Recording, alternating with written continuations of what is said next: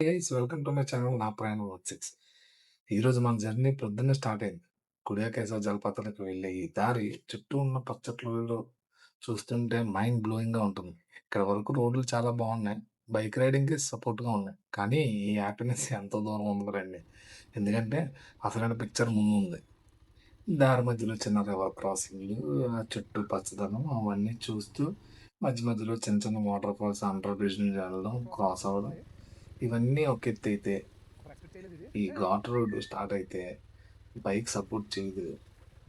ఇది ఇంకా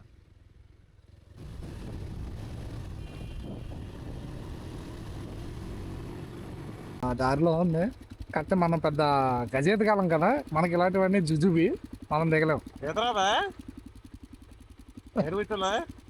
వచ్చా చాలా ఇది ఇప్పుడు సాహసం ఎందుకులే అలాగా. ఏం లేదు, కళ్ళు మూసుకొని జస్ట్ దూకే వచ్చేది అదే ఆ, రివర్ వెళ్తా ఉంటది. అవును, ఇక ఇక్కడ వేసుకుంటే బండ్ల మధ్యలో కూర్చొని కాళ్ళు లైట్గా అవునవును.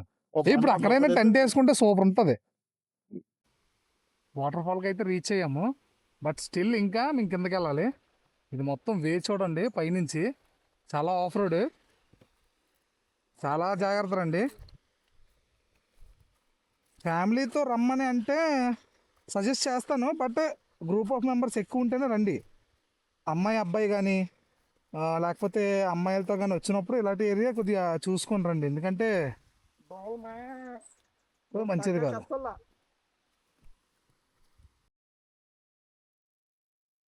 చూడండి, స్నానం చేయడానికి కానీ ఏదైనా కుకింగ్ చేసుకోవడానికి కానీ క్యాంపింగ్ కానీ సూపర్బ్, చాలా బాగుంది. ఏదో సీనరీ మధ్యలో మీ ఇంటి ముందు వేసినట్టే ఉంటుంది, బాల్కనీలో కూర్చున్నట్టే. చాలా బాగుంది. వచ్చిన కష్టమంతా చాలా కూల్గా అనిపిస్తుంది. ఓకే, దాదాపు 20 నుండి ఒక 25 నిమిషాలు పడుతుంది. లోపలికి వెళ్ళే కొద్దీ చల్లటి గాలి.